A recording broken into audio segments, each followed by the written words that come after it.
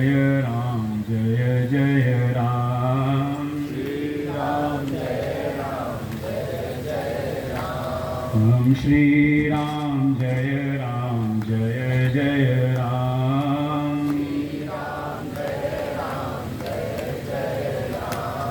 श्री राम जय जय राम।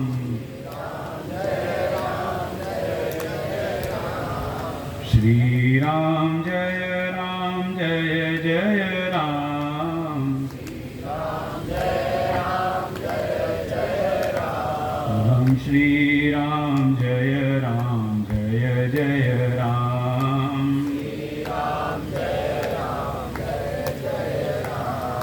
श्री राम जय जय राम।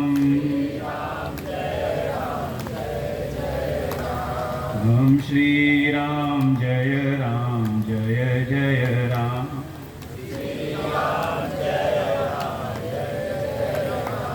प्रेम से बोल सच्चिदानंद भगवान की, वृंदावन बिहारी लाल की, श्री सद्गुरुदेव भगवान की, गीता माता की। ओम सहना भवतु सहनौ भुनक्तु सह वीर्यं करवावहै तेजस्विनावधीतमस्तु मा विद्विषावहै। ओम शांति शांति शांति। ओम पार्थाय प्रतिबोधितां भगवता नारायणेन स्वयं व्यासेन ग्रथितां पुराणमुनिना मध्ये महाभारतम् अद्वैतामृतवर्षिणीं भगवतीम् अष्टादशाध्यायनीम् अम्ब त्वामनुसन्दधामि भगवद्गीते भवद्वेषिणीम्। नमोऽस्तु ते व्यासविशालबुद्धे पुल्लारविन्दायतपत्रनेत्र येन त्वया भारततैलपूर्ण प्रज्वालितो ज्ञानमय प्रदीप प्रपन्नपारिजाताय स्तोत्रवेत्रैकपाणये ज्ञानमुद्राय कृष्णाय गीतामृतदुहे नमः। सर्वोपनिषदो गावो दोग्धा गोपालनन्दन पार्थो वत्स सुधीर्भोक्ता दुग्धं गीतामृतं महत्। वसुदेवसुतं देवं कंसचाणूरमर्दनं देवकी परमानन्दं कृष्णं वन्दे जगद्गुरुं। यं ब्रह्मा वरुणेन्द्ररुद्रमरुत स्तुन्वन्ति दिव्यैस्तवैः वेदैः साङ्गपदक्रमोपनिषदैः गायन्ति यं सामगा। ध्यानावस्थिततद्गतेन मनसा पश्यन्ति यं योगिनो यस्यान्तं न विदुसुरासुरगणा देवाय तस्मै नमः।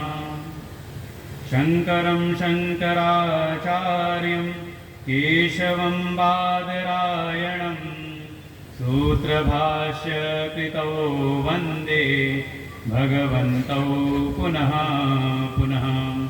ईश्वरो गुरुरात्मेति मूर्तिभेदविभागिने व्योमवद्व्याप्तदेहाय दक्षिणामूर्तये नमः।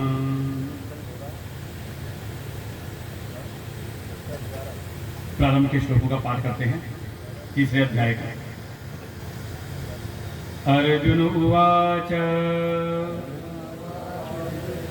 ज्यायसि चेत् कर्मणस्ते मता बुद्धिर्जनार्दन तत्किं कर्मणि घोरे माम् नियोजयसि केशव भ्यामिश्रेणेव वाक्येन बुद्धिं मोहयसीव मे तदेकं वद निश्चित्य येन श्रेयोऽहमाप्नुयाम्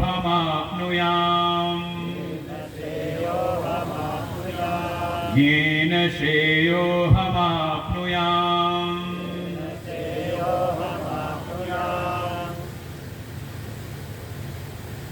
अनंत कोटि ब्रह्मांड नायक परात्पर ब्रह्म सच्चिदानंद स्वरूप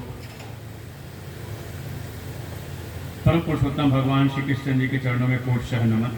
परमात्मा के भिन्न स्वरूप प्रातः स्मरणीय परम श्रद्धेय परम वंदनीय अनंत श्री भूषित सद्गुरुदेव भगवान के चरणों में कोटशः नमन।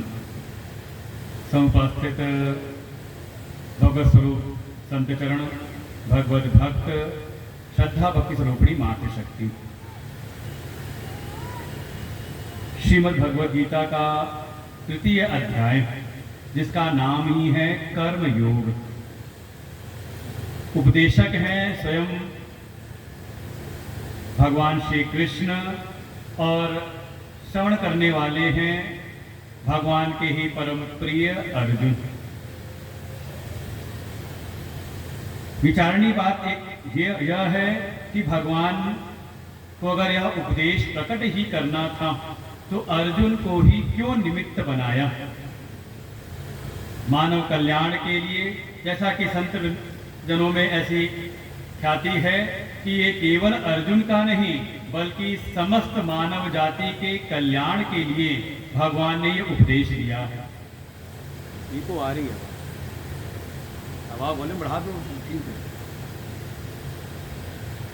समस्त मानवों के कल्याण के लिए यह श्रीमद् भगवद गीता का भगवान ने उपदेश दिया। परिस्थिति भी दिखाई देती है युद्ध की, एक विषम परिस्थिति में।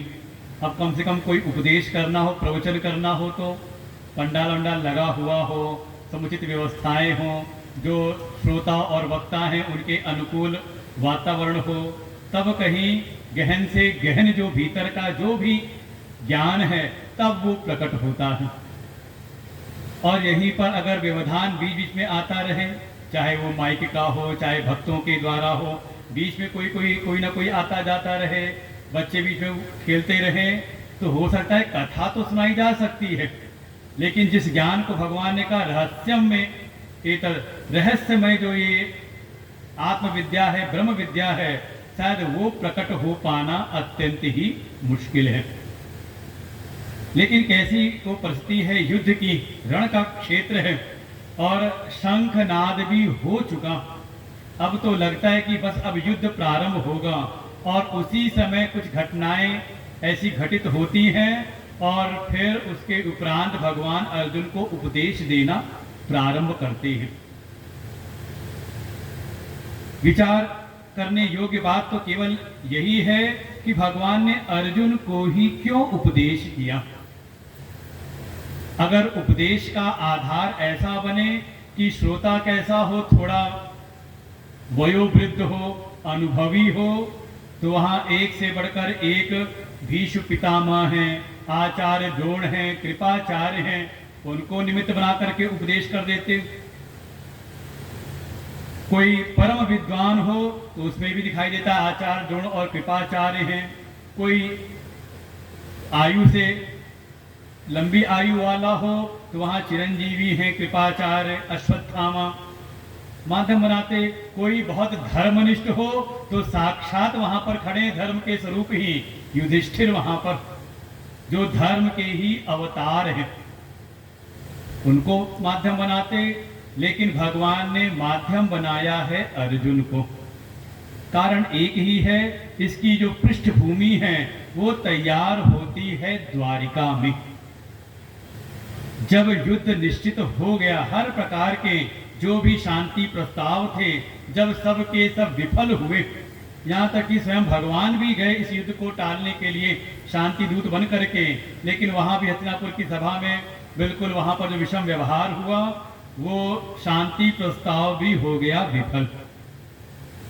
युद्ध निश्चित हुआ और इसके बाद सेनाओं को इकट्ठा करना शुरू किया। पूरा एक पर्व ही है महाभारत में, उद्योग पर्व, जहां हस्तिनापुर की ओर से दूत भेजे गए, संदेश भेजे गए और दुनिया भर के जो जो भी रथी महारथी थे, राज्य थे, उन्होंने अपनी अपनी सेनाओं को साथ लेकर के आ गए हस्तिनापुर की ओर से। और गणना की कि 10 अक्षौणी सेना इकट्ठी हो गई कौरवों के पक्ष में, और इधर पांडवों के पक्ष में भी इन्होंने भी प्रयास किया और इकट्ठा करते करते इनकी ओर भी सेनाएं एकत्र हो गई 7 अक्षौणी। जिधर धर्म का पक्ष है उधर सेना का बल कम, और जो प्रतीक बने थे अधर्म के, उनकी ओर उस समय भी सेना का बल ज्यादा। तभी दोनों पक्ष की ओर जो लोग थे, मुखिया लोग, उन्होंने विचार करना प्रारंभ किया। अभी जो द्वारिका की जो सेना है, जहां पर एक अक्षौहिणी सेना है, जिसके अधिष्ठाता हैं वासुदेव श्री कृष्ण, अभी उन्होंने किसी पक्ष में सम्मिलित होने का कोई भाव प्रकट किया नहीं। तो इधर हस्तिनापुर में 4 लोग मुख्य थे, हमारे गुरुदेव तो उनको कहते हैं चंडाल चौकड़ी। 4 लोगों का समूह था, वो जो प्रस्ताव रखते वही समझ लो वहां पर मान्य हो जाता था। मामा शकुनी, दुर्योधन, दुशासन और कर्ण। मामा शकुनी ने अपने भांजे दुर्योधन से कहा, अरे दुर्योधन, एक अभी जगह की सेना अभी रह गई है और वो है द्वारिका की सेना। तुम किंचित भी देर ना करो, स्वयं जाओ। क्योंकि दुर्योधन के मन में था अगर सेना है तो अपना कोई दूत भेज देते हैं, जैसे हर जगह दूत भेजा गया, कहीं दुर्योधन स्वयं नहीं गए। केवल दूत भेजने मात्र से ही वो सेनाओं को लेकर के जो भी राजा लोग थे एकत्र हुए, सम्मिलित हुए इनके पक्ष में। मामा शकुनी ने कहा, दुर्योधन वहां तुम स्वयं जाओ। कारण भी है, एक तो तुम्हारे समधी भी हैं, और अगर तुम नहीं गए और तुम्हारी अनुपस्थिति में अगर पांडवों की ओर से कोई चला गया तो पक्की बात है वो वासुदेव कृष्ण अपनी एक अक्षौहिणी अजय नारायणी सेना लेकर के पांडवों के पक्ष में सम्मिलित हो जाएंगे, और युद्ध का निर्धारण भी फिर उन्हीं के पक्ष में ही हो जाएगा। इसलिए तुम स्वयं जाओ, उनको संदेश लेकर के उनको अपने पक्ष में मिलाने के लिए, उनसे प्रार्थना करने के लिए। तो इधर दुर्योधन चल पड़ते हैं हस्तिनापुर से द्वारका की ओर, और इधर पांडवों के पक्ष में जब मंत्रणा चलने लगी तो यहाँ पर तैयार हुए अर्जुन कि मैं जाता हूँ भगवान कृष्ण के पास में, मैं जाकर के उनसे प्रार्थना निवेदन करता हूँ कि वो हमारे पक्ष में खड़े हो जाएं। और संजोग ऐसा, दोनों पहुँचते हैं द्वारिका, और थोड़ा पहले पहुँचे दुर्योधन। और दुर्योधन भी जब वहाँ पहुँचे तो सीधे उनको प्रवेश हो जाता है भगवान के शयन कक्ष में। वो लगता है कि दुनिया चाहे जितना भी दुर्योधन को बुरा भला कहे, लेकिन उस समय दुर्योधन का भी बड़ा सम्मान था। अगर सम्मान न होता तो सीधे भगवान के शयन कक्ष में, भाई ज्यादातर वैवाहिक जगत में तो यही है, हम किसी के यहाँ जाएं और अभी घर का जो मालिक अगर मान लो तैयार ना हो, सामने ना मिले, तो हम लोग चुपचाप जाकर के अपने उसका जो ड्राइंग हॉल है जाकर के वहाँ बैठक में बैठ जाते हैं, प्रतीक्षा करते हैं। लेकिन दुर्योधन का सीधा प्रवेश होता है भगवान के शयन कक्ष में। देखा भगवान शयन कर रहे हैं तो निद्रा भंग न करते हुए जा करके सिरहाने के पास में कोई सिंहासन था, जा करके वहां पर बैठ करके प्रतीक्षा करने लगे। और थोड़ी देर में ही देखा क्या, अर्जुन ने भी प्रवेश किया। अर्जुन ने भी देखा कि भगवान अभी शयन कर रहे हैं, तो वो भी निद्रा भंग ना करें, भगवान की निद्रा भंग ना हो, तो चरणों की ओर ही हाथ जोड़ करके खड़े हो गए, प्रतीक्षा करने लगे।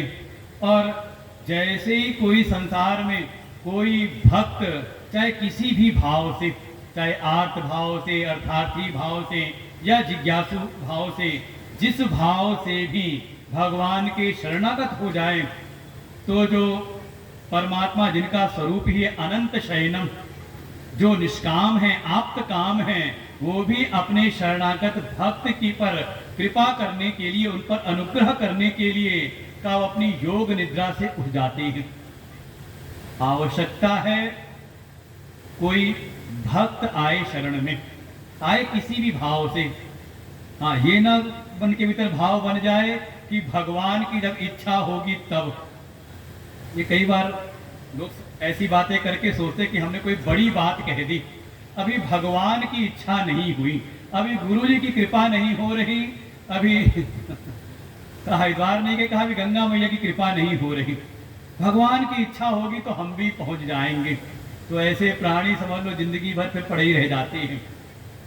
और इसमें कहीं ना कहीं अगर विचार करें तो एक दोष है कि हम स्वयं तो बन गए निष्काम, चाहे दुनिया भर की कामनाएं भरी पड़ी है मन के भीतर, संसार की विषय वासना भरी पड़ी है, लेकिन बोलते समय हम बन जाते हैं निष्काम, और भगवान को और जो संत हैं, जो सदगुरु हैं, ऐसे श्रोत्री ब्रह्मनिष्ठ संत को हम बना देते हैं सकाम।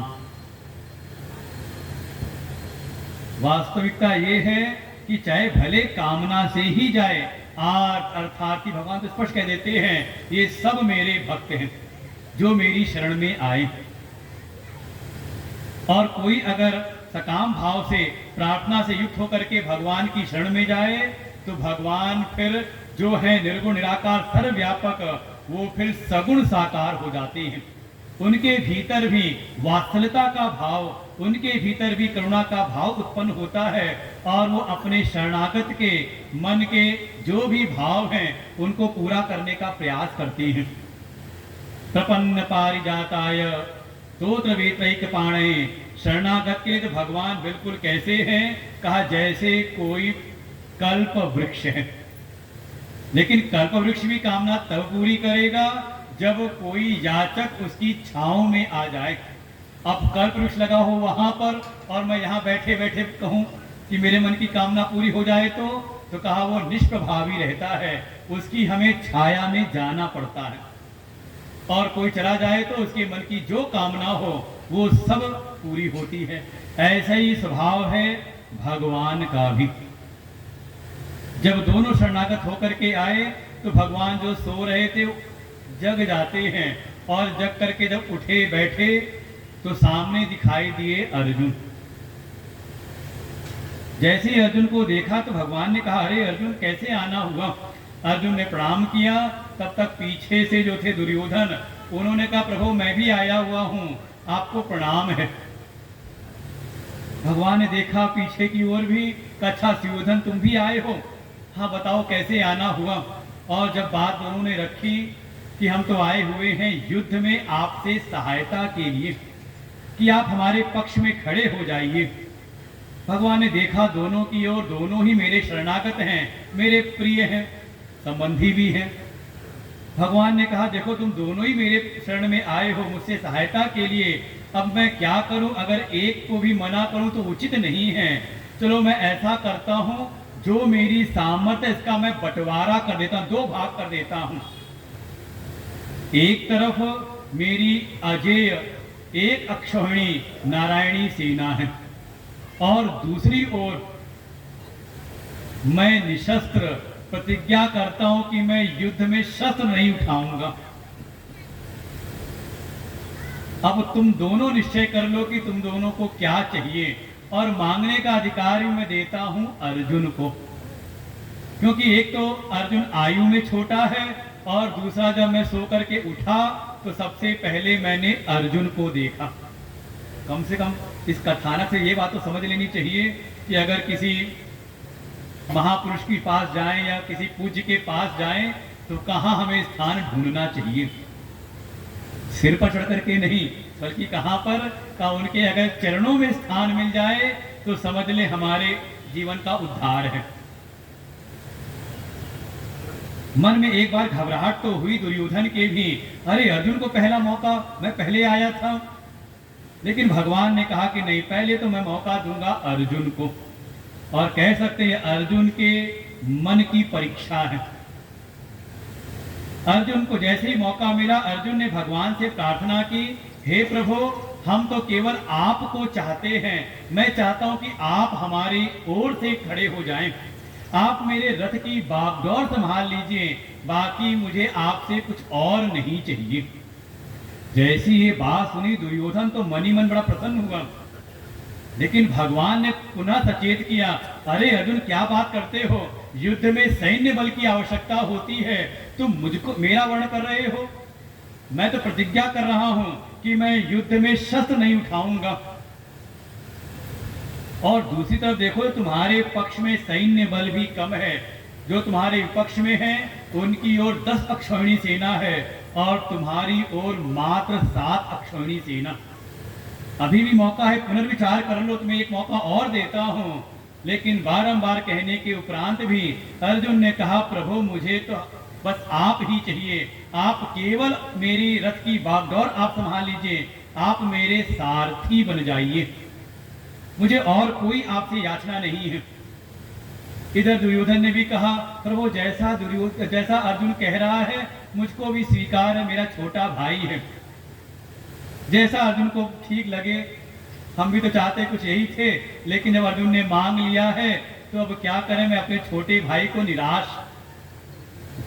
लेकिन मन के भीतर क्या था, मन के भीतर तो था इनको लेकर के हम क्या करेंगे। ये प्रतिज्ञा भी कर लिए हैं कि अब मैं युद्ध में शस्त्र नहीं उठाऊंगा, तो इनको लेकर के हम क्या करेंगे। आवश्यकता तो हमें सेना की थी, चलो अपने आप ही प्राप्त हुई। और यहीं से आधारशिला जैसे भगवान ने रख दी है अर्जुन को निमित्त बनाने की। लेकिन भगवान का यहां पर स्वभाव प्रकट होता है, प्रपन्न पारिजाताय। देखो, दो लोग गए हैं, आपस में विरोधी हैं, वैर भाव आपस में है, और दोनों ही गए भगवान की शरण में और दोनों ही संतुष्ट होकर के वापस लौटे हैं। इसलिए कभी अगर जीवन में कोई समस्या हो तो भगवान को दोष मत देना, समझ लेना गलती कहां पर है। गलती है कहीं ना कहीं अपने भीतर, हमारे भीतर, कि हम थे तो भगवान की शरण में, लेकिन हमने चाहा क्या था। क्या चाहा है हमने, भगवान को। अच्छा, भगवान को चाहते हैं या भगवान से चाहते हैं, कौन सी श्रेणी में। बस तो यहां आके आप जो कह दो कि हाँ भगवान को ही चाहते हैं, लेकिन परमात्मा हृदय के भीतर बैठे हुए, हृदय से अर्जुन तिष्ठति अस प्रभु हृदय अछत अविकारी, का वो भीतर बैठ के सब जान रहे हैं कि हाँ कब कब कौन कौन सी याचनाएं निकलती हैं।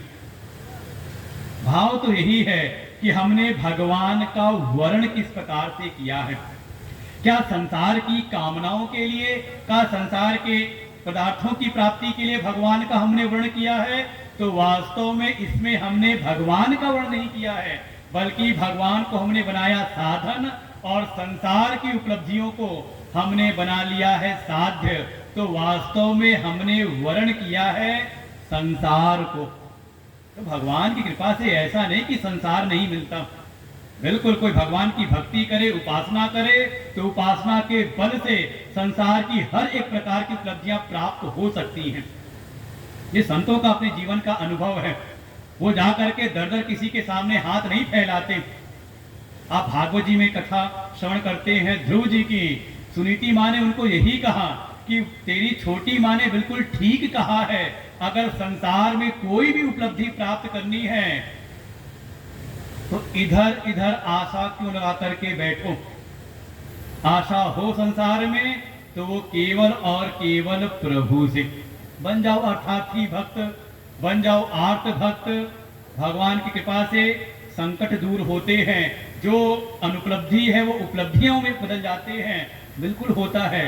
लेकिन जीवन का परम कल्याण, जीवन में परम शांति, तो कहा धर्म पूर्वक अगर आप उपासना की शरण में जाएं तो अर्थ काम की सिद्धि तो हो जाती है, लेकिन जीवन का जो परम पुरुषार्थ है, कल भी कुछ गुरुदेव भगवान कह रहे थे दो प्रकार के पुरुषार्थ, एक लौकिक पुरुषार्थ और एक पारलौकिक। तो लौकिक पुरुषार्थ की सिद्धि तो आप कर सकते हो उपासना के बल पर, लेकिन जो पारलौकिक है, अपने जीवन का परम कल्याण है, उसके लिए तो चाहिए जैसा अर्जुन ने वर्ण किया है, वर वरु गोपाल जो भगवान का इस प्रकार से वर्ण कर ले। और देखें भक्ति का जो साधन है, भक्ति के साधन में वास्तव में वर्ण की शुद्धि वांछित रहती है कि हमारी जो भी हम उपासना कर रहे हैं, जो भी उपासना पद्धति में हम लगे हुए हैं, उसके द्वारा हमारे भीतर वर्ण की शुद्धि हो रही कि नहीं हो रही, हमारे भीतर भगवान की प्राप्ति की चाह उत्पन्न हो रही कि नहीं हो रही, इसी का निश्चय होता है।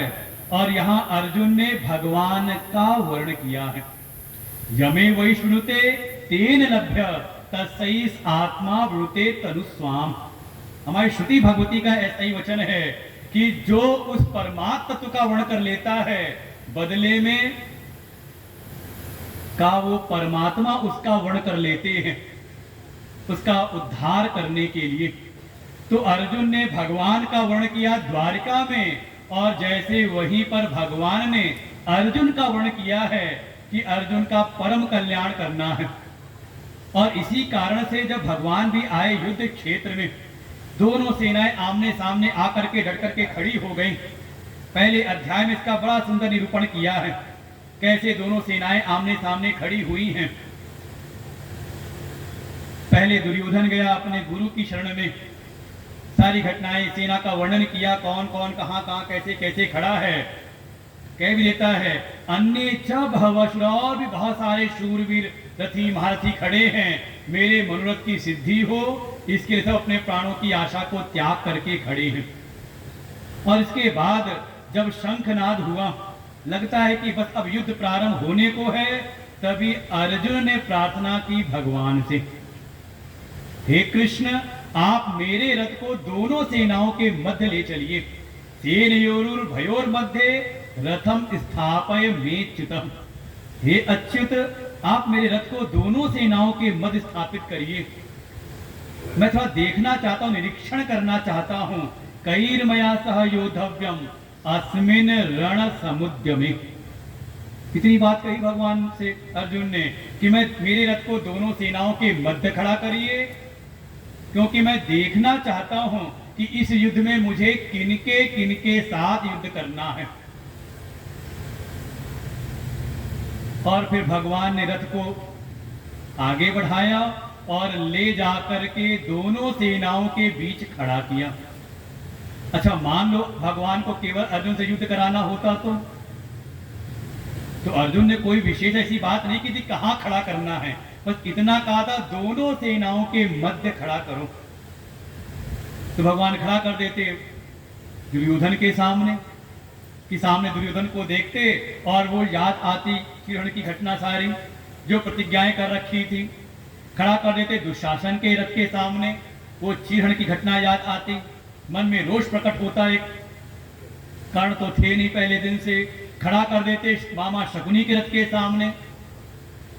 लेकिन भगवान की जैसे मंशा थी, जो भगवान ने वर्ण कर रखा था, तो उनके मन की भावना थी ठीक है ये संसार का कार्य तो कराना ही है, साथ ही अर्जुन का परम कल्याण भी करना है। जिसमें बाधा है भीतर का जो दोष है मोह, तो वो मोह प्रकट कराने के लिए ही भगवान ने रथ को ले जाके खड़ा किया। भीष्म द्रोण प्रमुखता, पहले अध्याय में विस्तार से वर्णन है, जहां पितामह भीष्म खड़े हैं, जहां आचार्य द्रोण खड़े हैं, कृपाचार्य खड़े हैं, जहां ये पूज्य जन खड़े हैं, भगवान ने ले जाकर के अर्जुन का रथ वहीं खड़ा किया। और बस इतना का पश्यताम, हे पार्थ, इनको तू देख ले। और जब देखना शुरू किया, देखा क्या कि सामने किनके साथ युद्ध करना है? जिनकी गोद में खेल करके हम बड़े हुए, जिनसे हमने ज्ञान प्राप्त किया, जिनसे हमने शस्त्र विद्या प्राप्त की है, ऐसे पूज्य गुरुजनों के साथ युद्ध करना है। फिर साथ ही साथ अपने परिवारजनों को देखा और भीतर अर्जुन के मोह प्रकट हुआ। अहम एशाम मम एते, ऐसा भाव प्रकट हुआ कि ये सब तो मेरे हैं और मैं इनका हूं। और जैसे ही ये भाव प्रकट हुआ तो जो स्वयं अपने क्षात्र धर्म के लिए, भाई क्षत्रिय हैं तो क्षत्रिय का कर्तव्य है, अगर युद्ध निश्चित हो गया है तो अपना युद्ध कौशल वहां पर प्रकट करे। अर्जुन के मन के भीतर विसंगतियां प्रारंभ होती हैं और अर्जुन फिर अपने मन के वो भाव प्रकट करता है कैसे ये युद्ध ना करना पड़े। और युद्ध के अनौचित के लिए कि युद्ध किसी प्रकार से उचित नहीं है, अपने मन की भावनाओं को वहां पर प्रकट करना शुरू करता है कि इस युद्ध के द्वारा जाति धर्म, कुल धर्म, जो सनातन समय से चला आ रहा है, सनातन कुल धर्म है, ये सब के सब नष्ट हो जाएंगे। इसलिए किसी भी प्रकार से युद्ध करना उचित नहीं। भगवान ने कुछ उस पर प्रतिक्रिया दी नहीं। देर से आओ तो जहां जगह मिले वहां बैठ जाओ, ये सत्संग का नियम है। यहाँ के सत्संग का नियम, बाकी का पता नहीं, बाकी जगह कहाँ क्या होता है उसका पता है, लेकिन इस सत्संग का नियम यही है कि या तो समय से पहले आ जाओ या फिर कुछ अर्पण करना हो, और नहीं तो सत्संग विराम के बाद, और बीच में आ जाए तो चुपचाप जहां जगह मिले तो वहां चुपचाप बैठ जाओ। अर्जुन के मन के भीतर युद्ध करना किसी प्रकार से उचित नहीं है। जो उसका कर्तव्य है, क्षात्र धर्म है, उससे वो विमुख होने लगता है और उसके लिए उसने अनेकों तर्क, और वो सब व्याख्यायित है पहले अध्याय में। पहले अध्याय में अर्जुन ने अपने मन के भाव को व्यक्त किया है कि क्या क्या युद्ध के दोष हैं। देखिए आज ही नहीं, आज कोई नई बात नहीं है। हमें तो लगता है कि ये पाकिस्तान रोज कुछ न कुछ उपद्रव करता रहता है, ये बांग्लादेश भी शुरू हो गया है। हमारे मन में तो आता है मोदी जी क्या कर रहे हैं, सारी मिसालें किस लिए रखे हैं, जाके छोड़ दे। लेकिन कोई भी युद्ध करना हो तो जो जो उसके विशेषज्ञ हैं, अधिकारी जो लोग हैं, वो भी विचार करते हैं कि अगर आज के समय हमने युद्ध किया तो इस युद्ध के क्या क्या दुष्परिणाम होंगे, ये सब विचार किया जाता है। तो कोई नई बात नहीं, हमारे गीता जी में अर्जुन ने पूरी वो बातें रखी हैं कि युद्ध के क्या क्या दुष्परिणाम हो सकते हैं, कि निश्चित जो एक वर्ग है उसके जो भी पुरुष वर्ग हैं सबके सब मारे जाएंगे, परिणाम स्वरूप उनकी जो स्त्रियां हैं वो दूसरे वर्ण में जाकर के गमन करेंगी। तो इससे अनेकों कुल धर्म, जाति धर्म, और साथ ही साथ जो पिंडोदक आदि क्रियाएं हैं, शास्त्रीय जो प्रक्रियाएं हैं, उनमें अनेकों प्रकार से दोष उत्पन्न हो जाएंगे। तो ये वास्तव में इस युद्ध के द्वारा तो हम अपने कुल धर्म को नष्ट करने जा रहे हैं, इसलिए युद्ध करना किसी प्रकार से उचित नहीं है। ये सब भगवान जैसे खुद ही करवाना चाह रहे हूं, इसीलिए वो स्थिति प्रकट की। क्योंकि ऐसा नहीं कि अचानक कोई युद्ध आकर के सामने खड़ा हो गया हो। इस युद्ध की तैयारी में 1 वर्ष लगा है सेनाओं को एकत्र करने में। लेकिन अर्जुन के मन में ये विसंगतियां प्रकट हुई। अगला अध्याय, यहाँ पहला अध्याय विश्राम होता है, दूसरा अध्याय प्रारंभ होता है। वैसे पहले अध्याय को भी गीता की संज्ञा दी गई है, नाम इसमें भी योग लगाया गया। हर अध्याय के नाम है योग के रूप में। पहले अध्याय का नाम है अर्जुन विषाद योग। अर्जुन विषाद से ग्रस्त हुए, सामने जो परिस्थिति दिखाई दी उसके कारण उनके मन के भीतर विषाद उत्पन्न हुआ।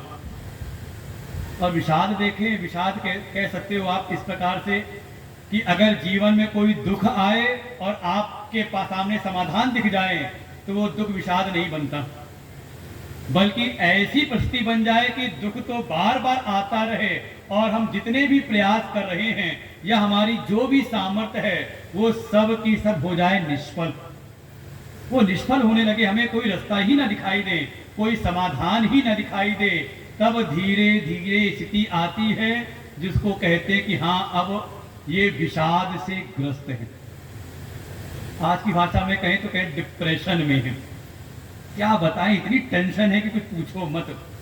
जो करते हैं कोई रास्ता दिखाई देता नहीं, डिप्रेशन में ही जा रहे, लगता है कोई अब दुनिया में कुछ अब रास आता नहीं। तो लगा अर्जुन विषाद में गए और उसकी वो भी संज्ञा दे दी योग की। तो क्या विषाद करना भी योग है? और अगर विषाद करना योग है तो फिर हमसे बड़ा कौन योगी होगा दुनिया में? हमारे तो पूरे जीवन में विषाद चलता रहता है, जब देखो कहीं ना कहीं हाय हाय किए रहते हैं। तो संतों ने कहा वास्तव में विषाद करना योग नहीं है।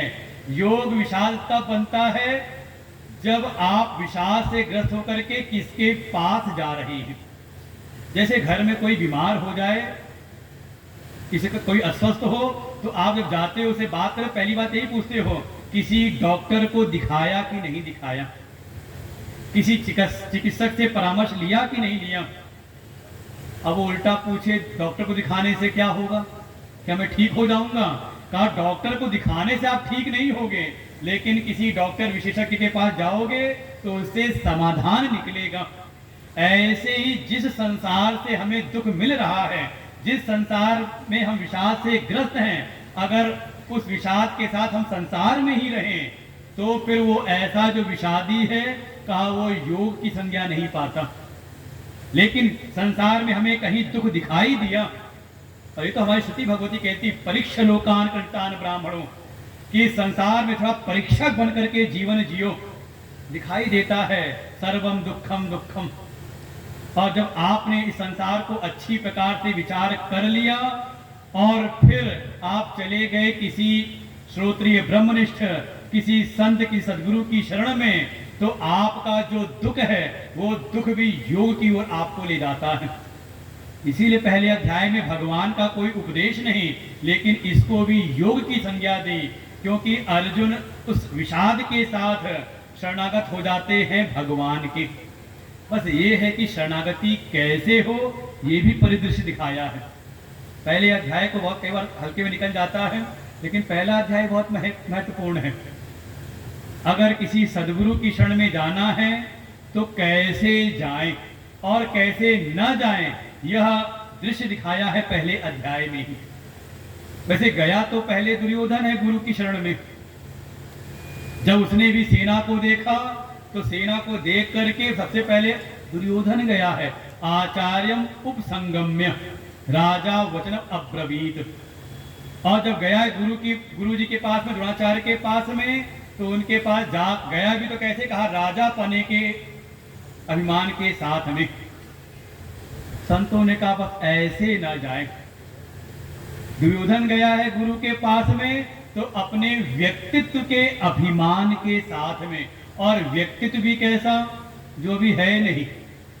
अभी राजा तो है धृतराष्ट्र, और युद्ध के बाद निश्चय होगा कि किसके हाथ में सिंहासन आएगा, कौन सिंहासन पर आरूढ़ होगा। लेकिन जब चला है वहां पर गुरु के पास में, तो गया है राजा पने के मान के साथ में। और गया भी कैसे, दृष्टवा, तो पहले खुद देख लिया और जा करके गुरु से कहता है, गुरु जी आप भी देखिए, पश्यताम पांडुपुत्राणाम आचार्य महतिम चमूम। हे गुरु जी, हे आचार्य द्रोण, मैंने तो देख लिया, अब आप भी देख लो। और फिर गुरु जी को पूरी सेना दिखाने लगता है, और दिखाते दिखाते थोड़ा आक्षेप भी किया गुरु जी के ऊपर। आप सेना को देखिए, सामने वाली सेना को, ये जो सेना व्यूहाकार खड़ी है ना, इसके सेनापति कोई और नहीं, आप ही के सिखाए पढ़ाए हुए हैं। तव शिष्येण धीमता, बहुत बुद्धिमान आप ही का शिष्य धृष्टद्युम्न खड़ा हुआ है। क्या कहें, गुरु जी के ऊपर जैसे कोई एक व्यंग करें, आक्षेप करें। जैसे कभी किसी के घर में कोई समस्या हो जाए, और समस्या हुई हो आपके किसी अपने के द्वारा ही, तो दूसरा आता है तो बड़ा समय करता है, और बढ़ाओ इसको, और सिखाओ पढ़ाओ इसको। आज देखो तुम्हारे सामने ही डट करके खड़ा है। कभी सुना कि नहीं है सब व्यंग? तो कहीं ना कहीं एक तो पहले अपने मिथ्या व्यक्तित्व के अभिमान के साथ में, अभिमान से युक्त होकर के, और जब गया गुरु के पास तो गुरु जी की निष्ठा में संदेह रखते हुए कि शायद ये खड़े तो हैं हमारे पक्ष में, लेकिन ये हित चाहते हैं शत्रु पक्ष का। और तीसरा, जब सेना को दिखा दिया तो आखिरी में सब सेनाओं को दिखाते हुए, अपने पक्ष को दिखाते हुए कहा, जिनके जिनके नाम लिए ये तो हैं ही रथी, अधिरथी, महारथी, इनके अतिरिक्त भी अन्ये च बहवः शूरः मदर्थे त्यक्त जीविता, इनके अतिरिक्त अन्य भी बहुत सारे शूरवीर खड़े हैं, मेरे मनोरथ की सिद्धि हो, मुझको राज्य की प्राप्ति हो, इसके लिए अपने प्राणों की आशा को त्याग करके खड़े हैं।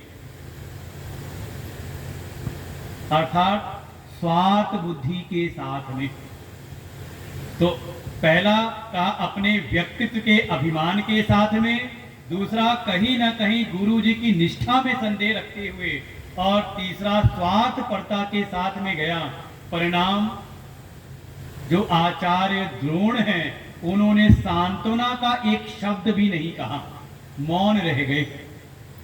जैसे गीता जी दिखा रही, एक दृश्य दिखाया गीता जी ने, आप जा तो रहे हो गुरु के पास में, लेकिन अगर आप विधि पूर्वक नहीं गए, जैसी श्रुतियों ने वर्णन किया है, समित पाणी श्रोत्रियम ब्रह्मनिष्ठम, थोड़ा कम से कम अपने अभिमान को झुका करके संत दरस को जाइए, त्यज ममता अभिमान, थोड़ा अभिमान को किनारे करके मैं कुछ हूं, कहा ये दुनिया में तो करके देख चुके हैं, अब गुरु जी के पास भी वैसी बन करके गए तो कहा फिर आपको वहां से कुछ हासिल होने वाला है नहीं। गुरु मौन हो जाते हैं। दूसरा भाव कहा कि हम गए तो हैं गुरु जी के पास में, लेकिन कहीं ना कहीं एक संदेह भीतर है, पता नहीं हमारा कल्याण होगा भी कि नहीं होगा। अरे बहुत बना रहता है कई बार, और कई बार गुरु जी के व्यवहार को देख करके मन में आता है गुरु जी उसको ज्यादा चाहते हैं। गुरु जी मन में तो यही था ना, ये दोनों खड़े तो मेरी ओर है आचार्य जी, लेकिन हित चाहते हैं शत्रु पक्ष का। तो मन में आता है गुरु जी उसको ज्यादा प्रेम करते हैं, उसको ज्यादा अच्छी व्यवस्था देते हैं, उसका ज्यादा सम्मान करवाते हैं, हमारी तो ऐसी कोई स्थिति है नहीं, पता नहीं यहाँ हमारा काम बनेगा भी कि नहीं बनेगा। तो बिल्कुल व्यवहारिक है बात है, क्योंकि हम अपने मन की बात बता रहे हैं ना, कि हमारे मन में भी कभी ऐसा आता ही आता है कहीं ना कहीं। तो कहा अगर ये है तो आपको शायद वहां पर उचित लाभ न प्राप्त हो पाए। और तीसरा, अगर आप गुरु चरणों के शरणागत हुए हैं और केवल लौकिक स्वार्थ के लिए, तो भी आपका वहां पर परम कल्याण की संभावना में फिर वहां पर संदेह है। कैसे जाएं? तो वहीं पर दूसरा दृश्य दिखाया है अर्जुन का। अर्जुन ने भगवान से प्रार्थना की है, हे प्रभु मैं देखना चाहता हूं, आप दिखाइए। अपनी दृष्टि तो संसार को तो हमने देख लिया, अब तो मुझे कोई समाधान दिखता नहीं। हे कृष्ण आप मेरे रथ को ले चलिए, मैं देखना चाहता हूं किनके साथ मुझे युद्ध करना है।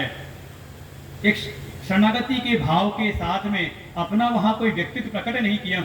अच्छा व्यक्तित्व प्रकट करते अर्जुन वहां तो कैसे प्रार्थना करते थे? क्योंकि किससे कह रहे हैं? कहा सारथी से, स्वयं रथी हैं और प्रार्थना कर रहे हैं किससे? ड्राइवर से। आज के समय बात की जाए तो सारथी से।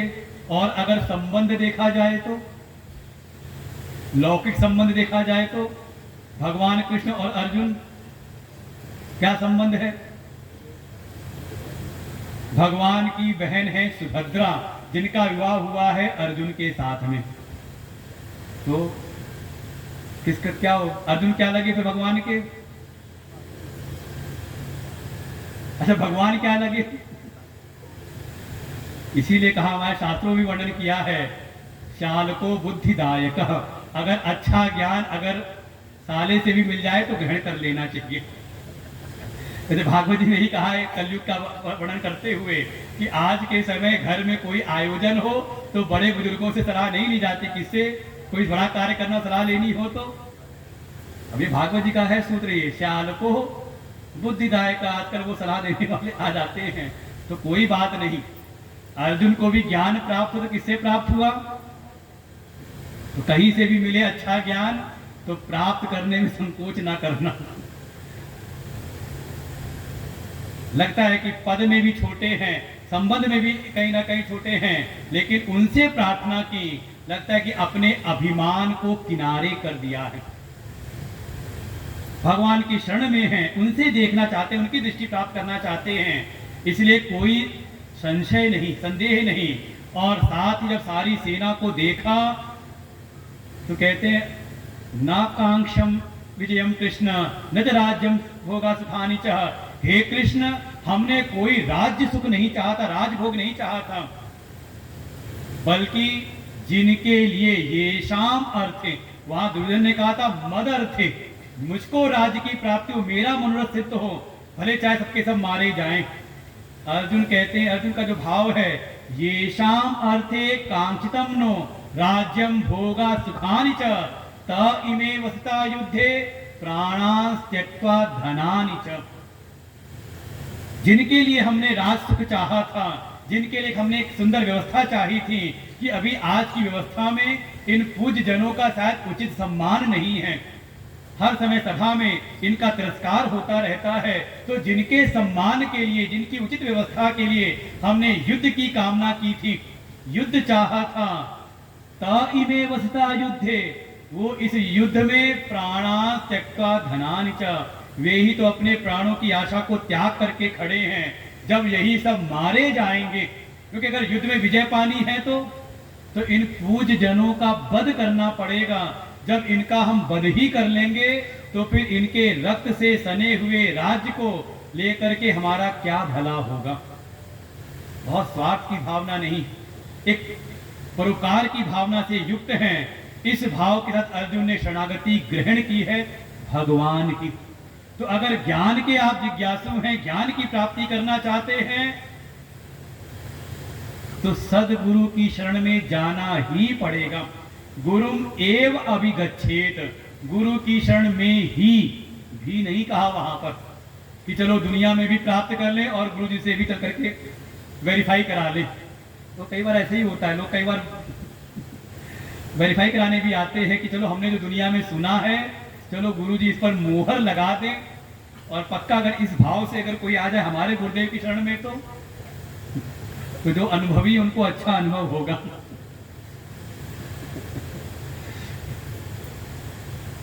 इस भाव से नहीं, ममता का, अभिमान का त्याग करके उन पर पूर्ण एक दृढ़ विश्वास या पूर्ण श्रद्धा के साथ में, और साथ में बहुत ज्यादा लौकिक स्वार्थ के साथ में न जाएं, और अगर गए तो वहां से कोई लाभ प्राप्त नहीं होता। अर्जुन ने भगवान की शरणागति ग्रहण की, लेकिन विषाद से ग्रस्त हैं। संजय तो अगले अध्याय में कह देते हैं, अर्जुन की स्थिति को वर्णन किया, तम तथा कृपया विष्टम अश्रुपूर्णा कुलेक्षणम विषीदंतमिदं वाक्यम उवाच मधुसूदन। अर्जुन कैसे हैं कि वो, अर्जुन की स्थिति ऐसी है कि अर्जुन के हृदय के भीतर कृपा का आवेश आया हुआ है। किसके प्रति? कहा जो शत्रु पक्ष हैं, जो खड़े हैं इनको मारने के लिए, उनके प्रति भी कृपा का आवेश आया है।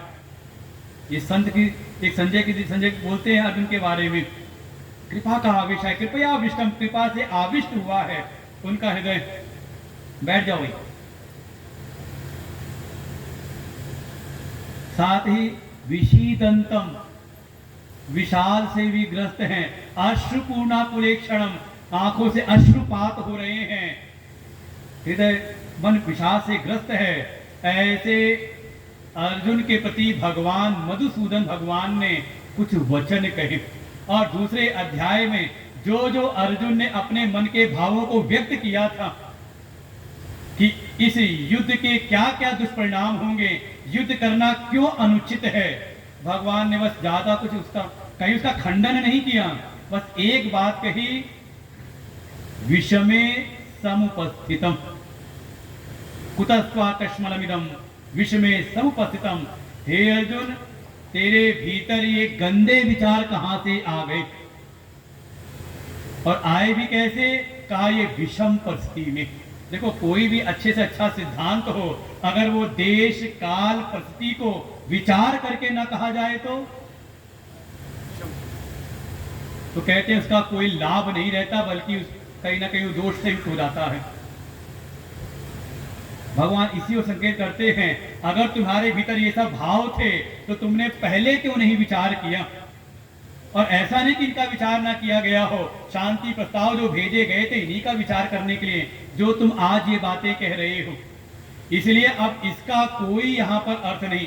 जैसे आज के समय अगर सीमा पर युद्ध छिड़ जाए और कोई फौजी सीमा पर खड़ा होकर के मानवता की बात करे, अरे ये सब हैं तो हमारे भाई ही कभी हमसे ही अलग हुए थे, दो देश बना था, थे तो अपने ही, युद्ध करना उचित नहीं है, अरे अरे गोली मत चलाओ, तो क्या होगा? उसका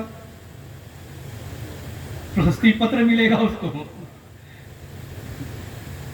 क्या होगा उसका? उसको पकड़ के ले जावेंगे, कहा अभी तो लड़ाई होने दो, बाद में उसका होगा कोर्ट मार्शल। कहा अब ये समय घड़ी नहीं है सब विचार करने की, अब तो जो आदेश आया हुआ है उस आदेश का पालन हो। भगवान ने सीधे एक ही बात कही है, विषमे समुपस्थितम, ये सारी बातों के लिए अब ये स्थान नहीं है। तब अर्जुन ने पुनः वहां पर अपने मन के भावों को व्यक्त किया है, और पहले अध्याय में रखा है, एक सामाजिक व्यवस्था को आधार बना करके अपने विचारों को व्यक्त किया। लेकिन दूसरे अध्याय में जब भगवान ने कोई इस पर ध्यान दिया नहीं, श्री राम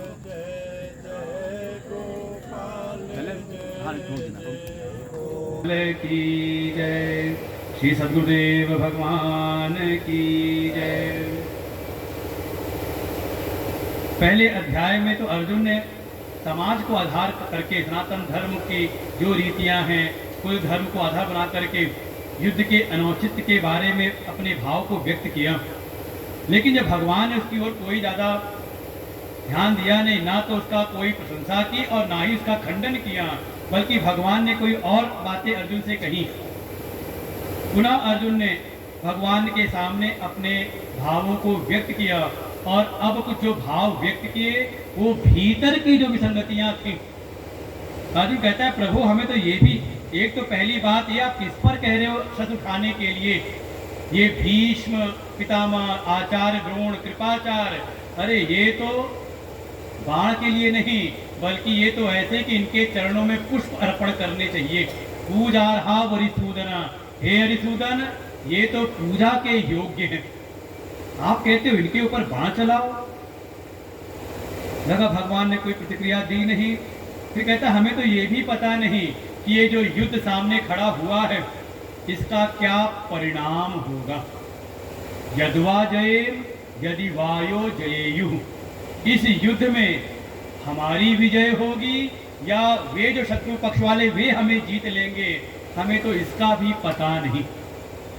थोड़ा भय के प्रति अपनी जो आशंका थी उसको वहां पर, और भगवान ने कहा भी था दूसरे अध्याय के दो श्लोकों में, क्षुद्रम हृदय दौर्बल्यम, हे अर्जुन अपने हृदय की दुर्बलता को त्याग करके खड़े हो जाओ।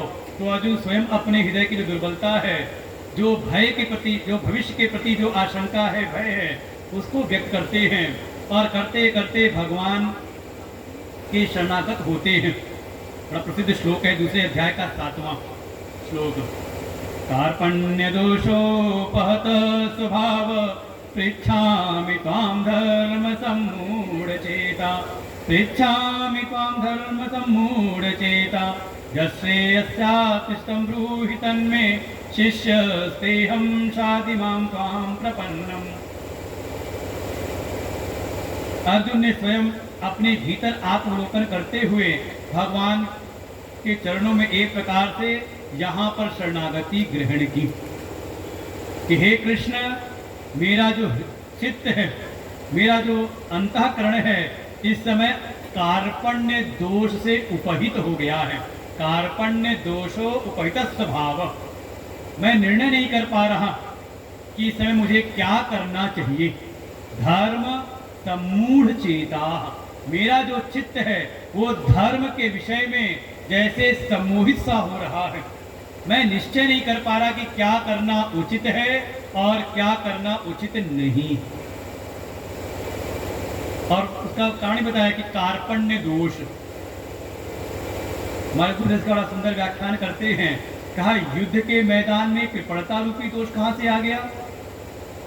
ये तो कह दिया कार्पण्य दोष से उपहित हो गया। यहाँ कौन सा व्यवसाय चल रहा है, मोल भाव हो रहा है।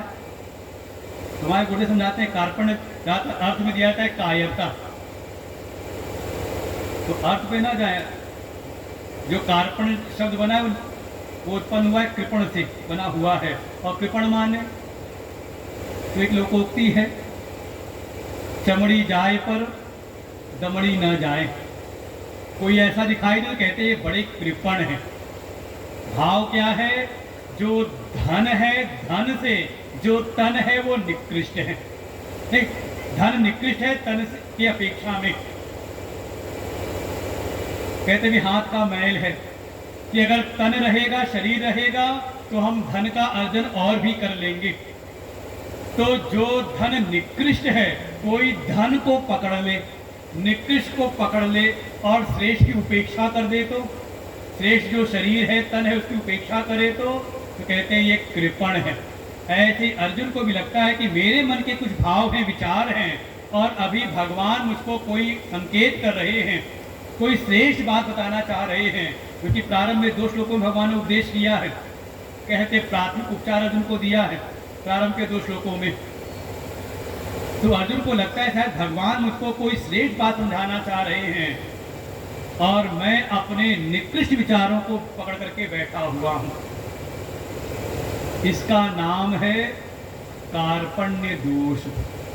और ये कई बार होता है। कल से गुरु ने सुनाया ना, 3 मूर्तियां थी, एक सुनती है जैसे निकाल देती है, कान के छेद आर पार है, एक है अंदर गई और मुंह से निकल गई।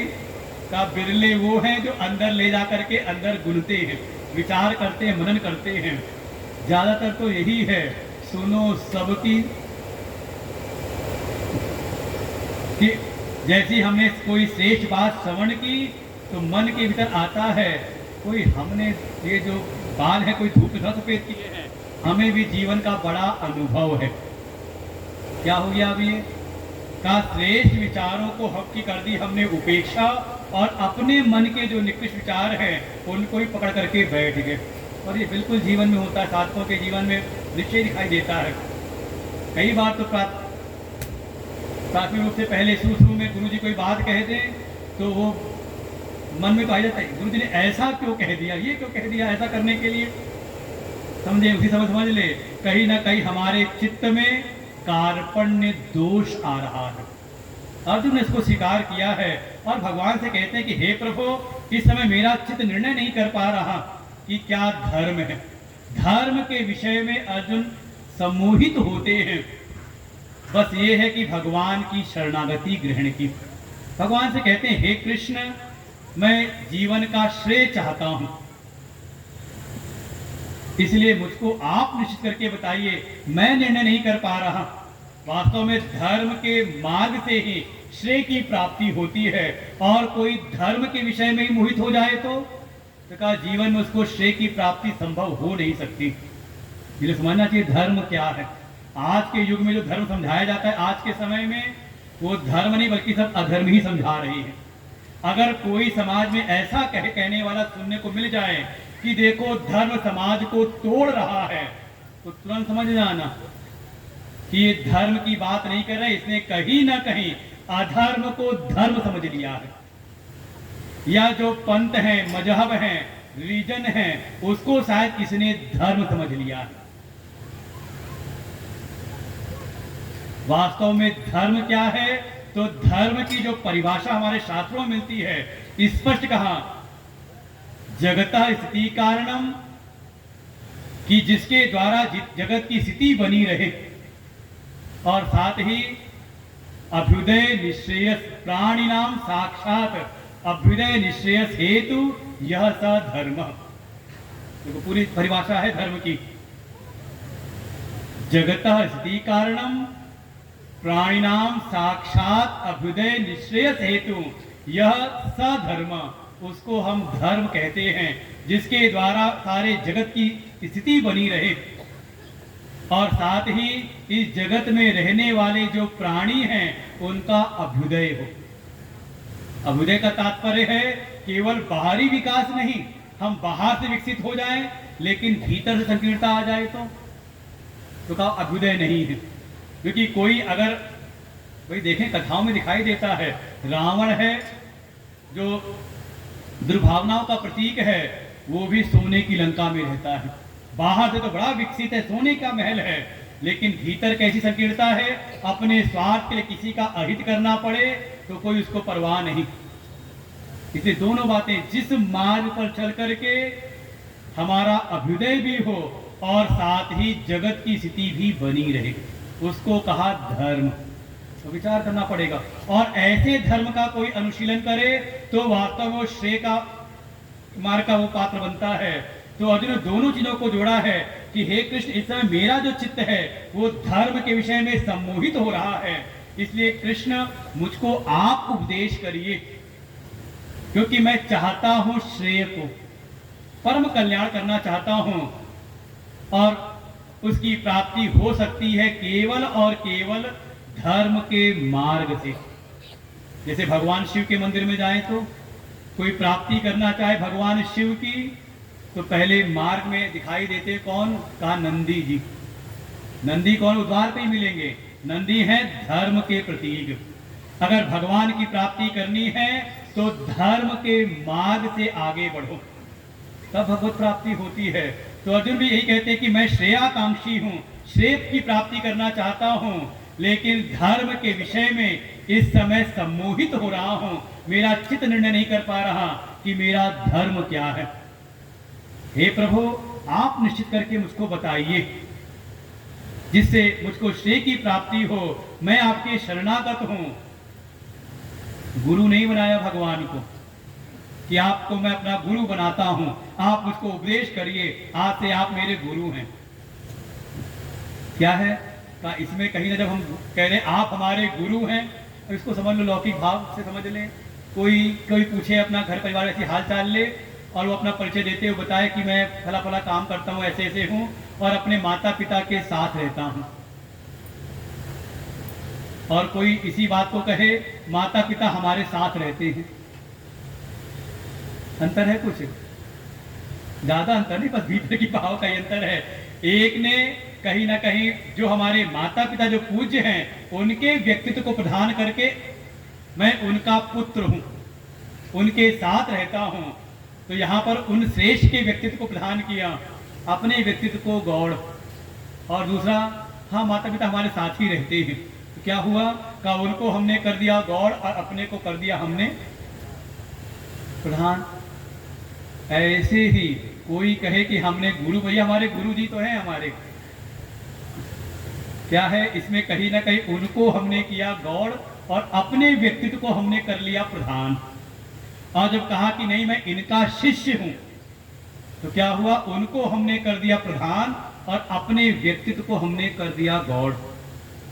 अर्जुन ने भगवान से कहा शिष्यस्ते अहम, हे कृष्ण, हे प्रभु, मैं आपके शरणागत हूं, आपका शिष्य बनकर के आया हूं, मैं आपके प्रपन्न हो गया हूं, आपका शिष्य बनकर के आया हूं। और केवल वाणी से शिष्य नहीं, बल्कि आप मुझको अनुशासित करिए, शादिमाम, जैसे भी मेरे जीवन का परम कल्याण हो, आप मुझको वो मार्ग दिखाइए। ऐसे जब अर्जुन ने शरणागति ग्रहण की, भगवान अर्जुन को उपदेश देना प्रारंभ करते हैं दूसरे अध्याय के 11वें श्लोक से। भगवान का उपदेश जो प्रारंभ होता है 11वें श्लोक से, बस ये है कि अर्जुन ने भगवान से बात पूछी है, कहा है कि मेरा जो चित्त है वो धर्म के विषय में सम्मोहित हो रहा है, आप मुझको निश्चित करके बताइए कि मैं क्या करूं जिससे मुझको श्रेय की प्राप्ति हो। और भगवान जब उपदेश करना प्रारंभ करते हैं तो भगवान उपदेश धर्म का नहीं करते, दूसरे अध्याय में जो 11वें श्लोक से प्रारंभ किया है और लगभग 30 श्लोकों तक लगातार जो भगवान ने उपदेश किया है, उसमें किसी धर्म का वर्णन नहीं कि तुम्हें क्या करना चाहिए, बल्कि भगवान कहते अर्जुन तुम अपने अहम को पहचानो कि तुम कौन हो। जैसे भगवान स्पष्ट संकेत दे रहे हैं कि जीवन में जो संदेह है वो धर्म के विषय में नहीं होता। अगर कोई कर्तव्य के विषय में, धर्म के विषय में अगर लग रहा है कि उसको संदेह है कि मैं क्या करूं, तो वास्तव में ये संदेह उसका अपने विषय में है। उसको अभी अपनी पहचान नहीं है कि मैं कौन हूं। संदेह धर्म के विषय में नहीं होता, संदेह हमेशा होता है धर्मी के विषय में। धर्मी कौन है, कर्ता कौन है। कर्ता का निश्चय हो जाए तो कर्म का निश्चय अपने आप हो जाता है। और देखो यही मन के भीतर भ्रम बना हुआ है। और भगवान ने 11वें श्लोक से जो प्रारंभ किया है विषय, और लगभग 30 श्लोकों में यहां तक के पूरे विषय को भगवान ने नाम दिया कि ये सांख्य योग है। इस ज्ञान को प्राप्त करो, अपने अहम को जानो कि मैं कौन हूं। जो अपने उस अहम को जान लेता है कहा वो श्रेय की प्राप्ति कर लेता है। बिल्कुल ज्ञान की महिमा बिना ज्ञान के नहीं। और बिल्कुल उसका परिणाम फल भी दिखाया है कि अगर तुम अपने को आत्मा जानते हो तो शोक करना उचित नहीं है। उसके भगवान ने पूरा व्याख्यान किया दूसरे अध्याय विस्तार से। कहा नहीं, अगर अपने आप को जीव जानते हो तो भी कहते नहीं वो सोचित महर्षि, तो भी इस प्रकार से शोक करना उचित नहीं है। ये पूरा क्रम है दूसरे अध्याय में। अपने आप को आत्मा जानते हो तो शोक करना आत्मदृष्टि से कोई भी शोचनीय नहीं, कोई भी शोक करने योग्य नहीं है। नहीं समझते अपने को आत्मा, हमें तो लगता है कि हम तो आने जाने वाले यात्रा में, अनंत की यात्रा में चल रहे हैं, अपने कर्मों का फल भोगने के लिए आए हुए हैं। तो कौन है? तो आत्मा यात्रा नहीं करती। आप कहीं ना कहीं अपने अहम को जान रहे हो कि मैं जीव हूं। भगवान तो भी कहते अगर जीव भी हो तो भी न एवं शोचितमर्ति, तो भी इस प्रकार शोक करना उचित नहीं है। कहा नहीं नहीं, हम तो लगता है कि हम तो ये नित्य जातम नित्यम वा मनसे मृतम, ये मैं नित्य जन्मने मरने वाला शरीर हूं। नहीं आत्मा समझा। जिसने शरीर को ही केंद्र कर रखा हो ऐसा अपने को मानता हो। जातस ही ध्रुवो मृत्यु ध्रुवम जन्म मृतस्य च, अगर ऐसी जानता है तो भगवान कहते हैं तो भी शोक करना। फिर ये सारी जो परिस्थितियां जीवन की हैं ये अपरिहार्य है। जिसका भी जन्म हुआ है उसकी मृत्यु निश्चित है, जिसकी मृत्यु उसका जन्म भी निश्चित है। इसलिए ये अपरिहार्य, इसको आप त्याग नहीं सकते, अपरिहार्य है, इसको छोड़ा नहीं जा सकता। इसलिए इसके लिए फिर क्यों शोक करते हो? शरीर का गुणधर्म है, जन्म हुआ है, वृद्धि हो रही है तो क्षरण भी होगा और एक समय ये नष्ट भी होगा।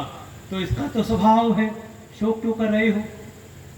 ऐसा भगवान ने एक निश्चित प्रसंग उत्पन्न किया है कि धर्म नहीं, धर्मी का विचार करो। अहम अर्थ का मैं कौन हूं इसका विचार करो। इसको भगवान ने नाम दिया है सांख्य योग, इसका नाम दिया है ज्ञान योग। सांख्य और ज्ञान एक ही बात है। इसके द्वारा ही हे अर्जुन, जो तुम श्रेय आकांक्षी हो, श्रेय की सिद्धि हो सकती है इस ज्ञान के द्वारा। लेकिन करते करते अर्जुन से कहते हैं तू कर्म ही कर, तेरा कर्म में अधिकार है। और 39वें अध्याय से भगवान प्रसंग, 39वें श्लोक से दूसरे अध्याय प्रसंग चेंज करते हैं। ऐसा ते भीता सांख्ये बुद्धि योगे तू इमाम शृणु। अब मैं तुमको इस सांख्य बुद्धि को भीतर कैसे धारण किया जाए, उसके लिए जैसी पात्रता होनी चाहिए, उसकी उपलब्धि कैसे हो, उसके लिए मैं तुझे कर्म योग की बात बताता हूं। और भगवान ने फिर कर्म योग की भी महिमा का वर्णन किया है। अरे कर्म योग भी कोई करे तो वहां भी कहा है कोई इसका अगर करे तो त्रायतो महतो भयात, वो बड़े से बड़े भय को पार कर जाता है। इसमें किसी प्रकार का कोई क्रम नाश नहीं है। ऐसे संसार में कोई कर्म करो तो उसका निश्चित क्रम का पालन करना पड़ता है, लेकिन कोई कर्म योग की भावना से कर्म करे तो इसमें क्रम नाशक दोष नहीं है। ऐसे संसार में कर्म की एक निश्चित एक मात्रा की आवश्यकता होती है। भगवान कहते हैं कर्म योग में उसकी भी कोई आवश्यकता नहीं। स्वल्पम अपि अस्य धर्मस्य, इस कर्म योग का अगर कोई अल्प मात्रा में भी अगर अनुष्ठान कर ले तो त्रायतो महतो भयात, वो बड़े से बड़े भय को भी पार कर जाता है। लेकिन ऐसा नहीं कहा कि वो श्रेय की प्राप्ति कर लेता है। इस कर्म योग का परेशान तो करा है कि ठीक है, इस कर्म योग के द्वारा अंतःकरण की शुद्धि निर्मलता हो जाएगी और उस अंतःकरण शुद्ध निर्मल अंतःकरण के द्वारा तुम्हें सांख्य योग धारण हो जाएगा और तुम उस श्रेय की प्राप्ति कर लोगे। तो महिमा बताई दूसरे अध्याय में ज्ञान की, सांख्य योग की, और अर्जुन को बार बार प्रेरित करते हैं गुरु कर्माणि, तुम्हारा तेरा कर्म ही अधिकार है, कर्मण्येवाधिकारस्ते, तेरा कर्म ही अधिकार है, तस्मात् युद्धस्व भारत, हे भारत हे अर्जुन तुम युद्ध के लिए तत्पर हो जाओ। युद्ध मतलब अब ये नहीं कि गीता का उपदेश सुन करके आए और घर जाकर के तलवार निकाली बाहर, अब युद्ध करना है, आज सिर्फ सीख करके आए हैं। युद्ध वास्तव में जीवन एक संग्राम है। ये जो कर्तव्य का जो क्षेत्र है ये अपने आप में एक संग्राम है, द्वंद्व प्रकट होते रहते हैं। अर्थात अपने कर्तव्य पर तत्पर हो जाओ, जो तुम्हारा कर्तव्य कर्म है उसमें लग जाओ, बस योग में स्थित होकर के, योगस्थ कुरु कर्माणि, इस योग में स्थित होकर के कर्म करो। और उपदेश महिमा करते हुए फिर पुनः कह देते हैं दूरेण ही अवरम कर्म। मैं तुझे कर्म के योग की बात बताई है, लेकिन जो पहले बताया था ना सांख्य योग ज्ञान योग, उससे थोड़ा ये अवर कोटि का है। ऐसा ना हो कर्म की महिमा जान ली तो आदमी कर्म ही लग जाए। लक्ष्य दिखाया है सांख्य योग, क्योंकि अर्जुन ने जो पूछा है कि मैं श्रेयाकांक्षी हूं, भगवान ने स्पष्ट कहा है कि श्रेय के लिए साक्षात साधन तो ज्ञान है। जो कर्म योग है वो अनैकांतिक है। भगवान बीच में आया है, कर्म योग में वैसा निश्चय नहीं बताया कि कर्म योग में लगे सीधे कहते उसको श्रेय की प्राप्ति हो जाएगी। हो सकता है कोई कर्म योग करते करते वापस दुनिया में चला जाए तो, फिर दुनिया वाले काम में लग जाए तो क्या भटकाव के हैं। लेकिन सांख्य योग में कोई स्थित हो जाए तो उसका श्रेय निश्चित है। और यही बात दूसरे अध्याय के विश्राम पर भी भगवान ने स्थिति सुदृढ़ की है। जब अर्जुन ने पूछा है ज्ञानियों के लक्षण को, भगवान ने कहा एषा ब्राह्मस्ति पार्थ नैनाम प्राप्य विमुह्यति। ये निश्चित बिल्कुल बताया है कि जो इस ज्ञान के द्वारा, इस सांख्य योग के द्वारा जो उस ब्राह्मी स्थिति को प्राप्त कर लेता है, एक बार उसमें स्थित हो गया तो न एनम प्राप्य विमुह्यति, वो फिर अपने उस ब्रह्म पद से, ब्रह्म स्थिति से फिर कभी मोहित नहीं होता, डावाडोल नहीं होता, ऐसा निश्चित बताया है। बस यहीं से अर्जुन के मन के भीतर ये प्रश्न उत्पन्न हुआ जो आपने 2 श्लोक पढ़े। पुनः एक बार पढ़ लेते हैं। अर्जुन उवाच ज्यायसी चेत् कर्मणस्ते मता बुद्धिर्जनार्दन तत्किं कर्मणि घोरे मां नियोजयसि केशव व्यामिश्रेणेव वाक्येन बुद्धिं मोहयसीव मे तदेकं वद निश्चित्य येन श्रेयोऽहमाप्नुयाम्।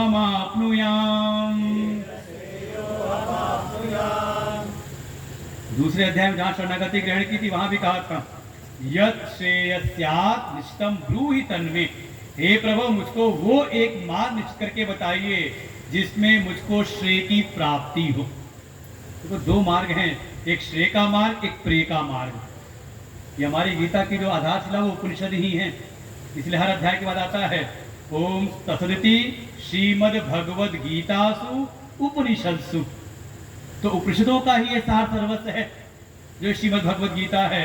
इसलिए इसको बहुत हल्के में मत लीजिए जो टीवी में दिखाया जाता है। ठीक है, प्रतिज्ञा लेने के लिए ऐसी भी भावना है तो क्या बात है, या जो कैलेंडरों में ज्ञान आता छपा हुआ आता है 4 लाइनों में क्या लेकर आए थे, क्या लेकर जाओगे उतने तक ये सीमित नहीं है। इसमें उपनिषदों में प्रतिपादित जो ब्रह्म विद्या है, भगवान ने उसका प्रतिपादन किया है। तो कोई कहे फिर हम उपनिषद ही पढ़ लेंगे सीधे, उपनिषद में चले जाएंगे। उपनिषद की कक्षा में पता है कहाँ होती है, कहाँ होती है का वेदांत सत्संग आश्रम है अयोध्या मार्ग पर, गुरु जी का आश्रम है। वहाँ गुरु जी कई बार उपनिषद के स्वाध्याय कराते रहते, भी प्रशुभ हम लोग सुना हम लोगों ने, वहाँ पढ़ लेंगे। तो कहा वहाँ निश्चित पात्रता की अनिवार्यता है, वहाँ समझ लें कैसी पात्रता होनी चाहिए। अगर वो पात्रता नहीं है तो शायद हो सकता है 45 मिनट की कक्षा हो उपनिषद की और आपको 45 मिनट लगे जैसे सदियां बीत रही हों। बिल्कुल ऐसा होता है, कई बार हवाइयाँ उड़ती हैं उपनिषद की कक्षा में, हम ही लोग की उड़ती रहती है, आप लोग की क्या बात कही जाए। लगता है कि कई बार मन में होता है, चुप आंख चुरा करके घड़ी देख लेते हैं कब पूरा होगा ये 8 से 9 की कक्षा, 9 नहीं पूरा हो रहा, 9 बजे नहीं रहा। और वही कथा चल रही हो तो 3-3, 4-4 घंटे बीत जाते, पता चलता नहीं। जो श्रीमद् भगवद गीता की अपूर्वता है, जो महिमा है, इसमें भगवान ने उपनिषदों की प्रतिपादित ब्रह्म विद्या का प्रतिपादन किया, साथ ही उस ब्रह्म विद्या को भीतर धारण करने के जो पात्रता होनी चाहिए उसके उपाय योग शास्त्र का भी वर्णन किया है। अगर चित्त की एकाग्रता की अनिवार्यता है तो उसका भी वर्णन किया कैसे होगी, चित्त की निर्मलता की अनिवार्यता है तो उसका भी कैसी प्राप्ति उसका भी वर्णन किया है, और साथ ही जो उपनिषदों के ब्रह्म विचार हैं भगवान ने उसका भी प्रतिपादन किया है। जब ऐसा सुना, अर्जुन ने बिल्कुल स्पष्ट कहा इस बात को, जो पहले शरणागति ग्रहण की थी, मैं श्रेयाकांक्षी हूं, मैं प्रियाकांक्षी नहीं हूं, मन को लुभाने वाला मार्ग मुझको नहीं चाहिए, मैं सुरुचि का लोभी नहीं हूं, बल्कि मुझको सुनीति चाहिए जिसका फल कहा ध्रुव हो, अटल हो, नित्य हो। मैं श्रेयाकांक्षी हूं। और यहाँ 3रे अध्याय में जब पूछा है तो यही बात निश्चित कही है, लगा होगा शायद पता नहीं भगवान क्या बताने लगे, मैं तो श्रेयाकांक्षी हूं और भगवान पता नहीं दुनिया की कौन सी बात बता रहे हैं। तो पुनः अर्जुन ने कहा है, हे प्रभु मुझको वो एक बात, ये 2 बातें मत कहिए कि ये ज्ञान का मार्ग है, ये कर्म का मार्ग है, आप मुझको निश्चित करके तद एकम वद, निश्चित्य, आप निश्चित करके मुझको वो एक मार्ग बताइए, ये जिसके द्वारा अहम श्रेय आपनुयाम, मैं श्रेय की प्राप्ति कर लूं। अपने आकांक्षा से वो डिगा नहीं है, एक अध्याय पूरा होने के बाद भी श्रेयाकांक्षी हूं, बिल्कुल निश्चित किया। और जो बात कही है बिल्कुल स्पष्ट भगवान से कहा है, हे प्रभु एक तरफ तो आप कहते हो कर्मणः जायसी बुद्धि, एक तो आप कह रहे हो कि कर्म से बुद्धि का मार्ग, ज्ञान का मार्ग श्रेष्ठ है।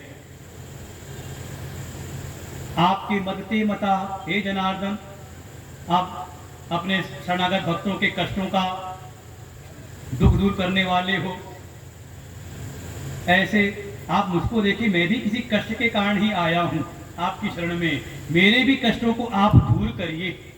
लेकिन आप कह रहे हो कि आपके मत में, ते मता मतलब आपके मत में, मुझे ऐसा लग रहा है कि जैसे आप कह रहे हो कि कर्म से ज्ञान श्रेष्ठ है।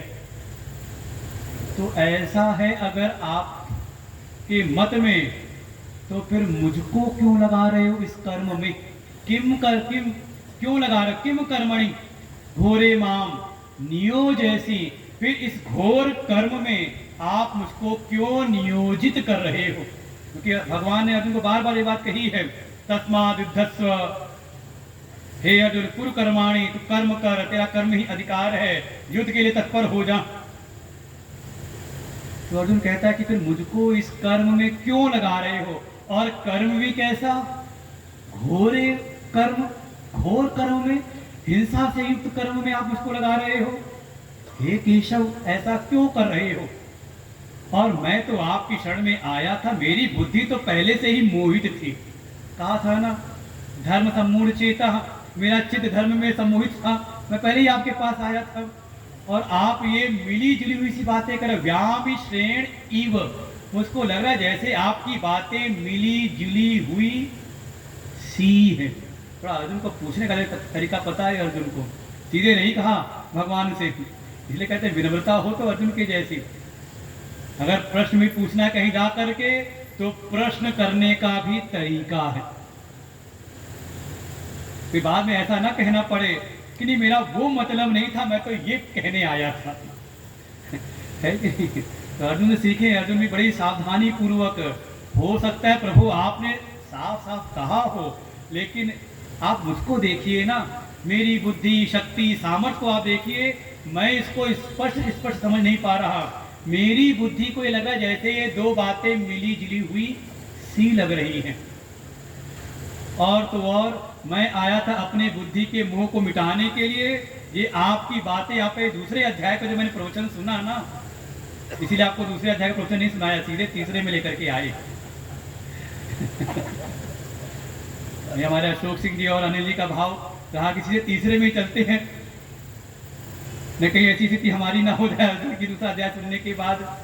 अर्जुन कहते हैं ये जो दूसरे अध्याय का प्रवचन आपने सुनाया ना, सांख्य योग, जिसमें आपने ज्ञान की महिमा बताई, कर्म की महिमा बताई, लेकिन कर्म की वैसी महिमा नहीं बताई जैसी ज्ञान की बताई, और मुझको कहते हो कर्म में लगो। तो मैं तो आया था प्रभु आपकी शरण में अपनी बुद्धि का मोह मिटाने के लिए, लेकिन आपकी ये बातें सुन करके ना मेरी बुद्धि तो और भी ज्यादा मोहित सी हो रही है। मैं बुद्धि मोह सी और ज्यादा मोहित सी हो रही है। हे प्रभु ये मिली जुली सी नहीं, मुझको दो बातें नहीं। जैसे कहते ना कोई जाए किसी के पास में, संतों ने सुनाया कि कोई एक बच्चा था, उसके विवाह की सब तैयारी चल रही थी, लोग आ रहे थे देखने उठने वाले। बच्चा कुछ अनमना था, तो समझ पा नहीं रहा था कि क्या करूं, विवाह करूं ना करूं, कुछ सत्संग का प्रभाव। तो सोचा क्या करूं, किसी अनुभवी के पास चलता हूं। गए अपने चाचा ताऊ किसी के पास जिसका अनुभव था, बड़ा सबको मार्गदर्शन देते थे। पहुंचा उनके पास में, ताऊ जी ऐसा समय आ गया है, मेरी बुद्धि समझ नहीं पा रही कि क्या करूं, मैं विवाह करूं या ना करूं, आप ही मुझको कोई रास्ता बताओ। तो उन्होंने कहा अरे बेटा आ जाओ बैठ, बताता हूँ। वैसे तो विवाह कर ले, विवाह करने में कोई हानि नहीं है, कोई समस्या नहीं, विवाह तो कर ले। तभी पत्नी की कुछ आवाज सुनाई दी अंदर से खटखटाहट की। कहा लेकिन मेरी बात मान, तू विवाह ना ही कर, इस झंझट में मत पड़। अब बच्चा क्या करे, आया था कोई निश्चित मार्ग पता करने की, विवाह करूं या ना करूं। प्रश्न भी पूछा, उत्तर भी मिल गया, लेकिन निर्धारण हुआ क्या, विवाह करने में कोई हानि नहीं, लेकिन अगर मेरी बात मानता है तो फिर ना ही कर। अब वो क्या करे, बस भगवान ने भी ऐसी कहा कुछ कि तू श्रेय चाहता है तो श्रेय का सीधा साधन तो ज्ञान है, लेकिन तू कर्म कर। तो अर्जुन की बुद्धि भी फिर मोहित सी रही। उसने कहा इस बात को कि हाँ कि मेरी बुद्धि मोहित सी हो रही है, आप मुझको निश्चित करके ये बात बताइए। तो अर्जुन के प्रश्न में दो बातें स्पष्ट रूप से दिखाई देती है। एक तो जो भगवान ने उपदेश किया है पूर्व में, अर्जुन के को लगता है कि शायद ये बातें मिली जुली हुई सी भगवान ने कुछ कही हैं। जैसे अगर आपको भी अगर थोड़ा चिंतन अध्ययन में लगे रहते हो, साधना में लगे रहे, तो देखें बुद्धि कई बार इस प्रकार से मोहित सी रहती है, ज्ञान श्रेष्ठ है या कर्म, किसके द्वारा मुक्ति होगी। ये समझे, ये हमारे चित्त का प्रश्न है। ये सब मैंने इसलिए पहले पूरी कहानी सुना दी कि केवल अर्जुन के कल्याण के लिए नहीं, अर्जुन को भगवान ने बनाया है माध्यम, निमित्त बना करके। वास्तव में भगवान हम सबके मन के भीतर जो अनेकों प्रकार के संदेह, संशय, जिज्ञासाएं रहती, उसका समाधान करने के लिए, समस्त प्राणी मात्र के कल्याण के लिए उपदेश है ये। तो अगर आप इसे पूछा जाए, आप चाहते तो हो कि हाँ धर्म अर्थ काम तो पुरुषार्थ हैं, लेकिन परम पुरुषार्थ है मोक्ष की प्राप्ति। वो परम पुरुषार्थ मोक्ष की प्राप्ति ज्ञान से होगी या कर्म से। अच्छा, भगवान की प्राप्ति कैसे होगी, सेवा करके या ज्ञान प्राप्त करके? कैसे होगी? भगवान कैसे मिलेंगे? पहले सेवा करनी नहीं, हम एक पूछ रहे कैसे होगी? सेवा से होगी या ज्ञान से? देखो, जब सेवा करते हैं तो लगता है कब तक करते रहेंगे, ज्ञान कब होगा हमको। अच्छा, ज्ञान में लग गए तो लगता है कहीं ये दुनिया ना छूट जाए, कुछ सेवा भी करते रहे। ये हमारे मन के भीतर कहीं ना कहीं डामाडोलपन होता रहता है।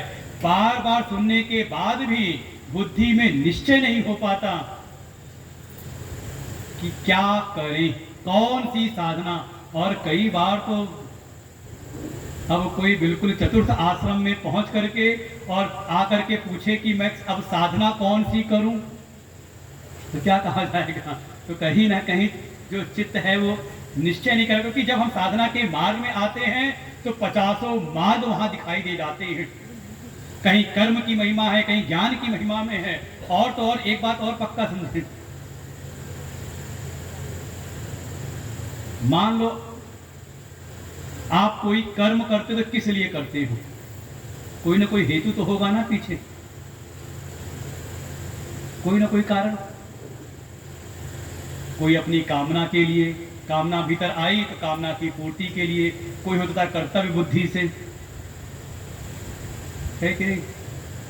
और जिस भावना से भी आप कर्म करो, चाहे कामना की पूर्ति के लिए आप कर्म करने में लगे हुए हो, वो कामना की पूर्ति में करने के लिए इस संसार में हम कर्म के मार्ग में लगते हैं तो कभी ना कभी तो ऐसी स्थिति मन में दिखाई देती है कि कब तक करते रहेंगे इस कर्म को। हुई कि नहीं कभी मन में? कितना करना पड़ेगा, इतना तो हमने कर लिया, अब क्या यार जान दे दें हम अपनी? हम लोग केवल आश्रम में लोग सेवक लोग कहते हैं इतना तो हम सुधर गए हैं, इतना तो हम कर रहे हैं, अब क्या यहाँ जान रख देते हैं अपनी? कितना करें? क्या लग रहा है, क्या भाव आ रहा है? ये घोर कर्म से कब पीछा छूटेगा, कब तक करते रहेंगे? अच्छा, कर्तव्य की भावना से कर रहे हो तो ये हमारे कर्तव्य कब पूरे होंगे? अपने बच्चे तो पाल लिए, अब बच्चों के बच्चों को भी पाल रहे हैं। ये केवल सूक्ष्म, बाकी विस्तार का बहुत सारा है। क्या है, कब तक, आखिर कब तक करना पड़ेगा? ये कब तक इन कर्मों के पढ़ने में हम पड़े रहेंगे? अच्छा, मान लो कोई आ गया हो थोड़ा समाज सेवा में, भाई कामना के कारण हो सकता है, कर्तव्य बुद्धि से हो सकता है, कोई ऐसा हो सकता है कि नहीं संसार बहुत सारे दीनहीन हैं तो शायद वो असमर्थ हैं, हमारे पास कुछ सामर्थ्य है तो अपनी सामर्थ्य से कुछ अंश जिनके पास नहीं है उनके लिए कुछ करें। समाज सेवा के भाव से ये भी तो एक हेतु बन सकता है ना कर्म के पीछे। अपना अब कुछ चाहिए नहीं लेकिन दूसरों के लिए। अच्छा, वो भी करते करते एक बात पक्की बता दें, बहुत मुश्किल है समाज सेवा का कार्य भी। समाज सेवा करते करते थोड़ा समाज में आपकी पहचान ना बने, कोई आपको, अच्छा जिसकी आप सेवा कर रहे हो, यह भी कोरोना काल में बहुत जगह हुआ, जिनके लिए हमने भोजन की व्यवस्था सारी कर रखी है, मुफ्त भोजन राशन बांट रहे हैं, पहला वो ढेर लगा के वो बेच रही है, झुग्गी झोपड़ी वाले के ऐसी खबरें आई थी, तो मन हताश होता कि नहीं, देखो जिनके लिए हम कर रहे थे वही है कि नहीं, ये वास्तविकता ये। तो उसमें भी देखिए कहीं ना कहीं हताशा तो मिलती है, पहचान ना मिले, थोड़ा पदोन्नति। अच्छा, मान लो समाज सेवा भी करें तो हम कोई ना कोई फाउंडेशन, कोई ट्रस्ट, कोई संस्था बनाते हैं तो उसमें कोई ना कोई पद तो चाहत होगी ना, इतने दिन हो गए करते हुए, कुछ प्रमोशन होना चाहिए, कोई पद मिलना चाहिए ना हमारे। कितना करना पड़ेगा, कैसे, कितना, कहीं ना कहीं एक स्थिति में वो भी लगता है घोर अपने कर्म। चलो ये सब ना हो, एक स्थिति और हो सकती है, गिनते रहना कितनी स्थिति हो गई। एक स्थिति हो सकती है, शायद किसी के भीतर पुण्य की भावना हो, थोड़ा धार्मिक प्रवृत्ति वाला हो कि हाँ ये करेंगे तो पुण्य होगा, भाई दूसरे की हम सेवा करेंगे तो पुण्य होगा, और अगर हमसे भूल करके भी किसी को कष्ट हुआ तो पाप हो जाएगा, है कि नहीं? इस वृत्ति से भी करे तो भी कभी ना कभी तो आ ही जाएगा। कितना करे, कितना पुण्य करे कि बस फिर दोबारा करने की आवश्यकता ना हो। तो सब जगह कहीं ना कहीं स्थिति तो ऐसी ही लगती है। और देखें, ज्यादातर समाज से जब कोई निकलता है तो कहीं ना कहीं इन्हीं वृत्तियों से निकल करके आता है किसी सदगुरु की शरण में, मोक्ष की प्राप्ति, अपने परम कल्याण के लिए। तात्पर्य यही है कि कर्म में हम लगे हुए थे, चाहे अपनी कामनाओं से, चाहे कर्तव्य बुद्धि से, चाहे समाज सेवा की भावना से, चाहे हम लगे थे पुण्य अर्जन की भावना से। करते तो हम आ रहे थे, और करने के बाद जो हमारे हृदय के भीतर परिवर्तन हुआ, और वो हृदय परिवर्तन हमें ले आया सद्गुरु की शरण में। और जब यहाँ पर आए, शरणागत हुए और गुरु जी के पास आए अपने परम कल्याण के लिए, क्योंकि सुन रखा था बारंबार, ऋते ज्ञानात् न मुक्ति, जाने बिनु न होई परतीति, बिनु परतीति होई नहीं प्रीति, प्रीति बिना नहीं भगत दिनाई। भाई भक्ति पानी है, भगवान को पाना है, तो उसके लिए भी हमने सुना कि बिना जाने नहीं हो सकता, बिना ज्ञान के संभव नहीं। तो उस भावना के साथ हम आए गुरु की शरण में, और गुरु ने जब शरणागति में लिया तो पकड़ा दिया एक काम, जाओ जाकर के हमारा थोड़ा बुक स्टॉल देखा करो, जाओ थोड़ा हमारा प्रकाशन समिति में लग जाओ, जाओ जाकर के हमारे विद्यालय की समिति में लग करके काम करो, जाओ जा करके थोड़ा गौशाला समिति में लग करके सेवा। आज सब बैठे हुए ना हमारे संस्था के लोग भी, प्रन्यास के भी हैं, आश्रम व्यवस्था वाले भी हैं, फिर कहा गौशाला समिति वाले भी हैं, कुछ विद्यालय समिति वाले भी हैं, कुछ बुक स्टॉल पर भी बैठे हुए हैं। तो मन में आता नहीं, इतना सब करके तो हम आए हुए, अब क्यों करें ये सब, अब क्या करना शेष रह गया, हमें फिर इन कर्मों में क्यों। और कई बार ऐसा होता है कि अवसर मिले भी तो, वैसे आज ही किसी ने फोन किया, कहा कोई सेवा हो तो बताइएगा। हमने कहा देखो, सेवक वो होता है जिसको सेवा ढूंढ ले। अगर वास्तव में आपके अंदर सेवा की भावना है, आप सेवक हो, तो अपने आप सेवाएं आपको चारों तरफ से वर्ण करने लगती हैं। जैसे ऑफिसों में, दफ्तर में, घर परिवार में, जो जितना जिम्मेदार हो तो, समझदार हो तो कई बार होता है जब कोई छोटा हो घर में, तो जो सबकी सुने तो उसको लगता है जिसको देखो बस मुझे मेरे पीछे पड़ा रहता है।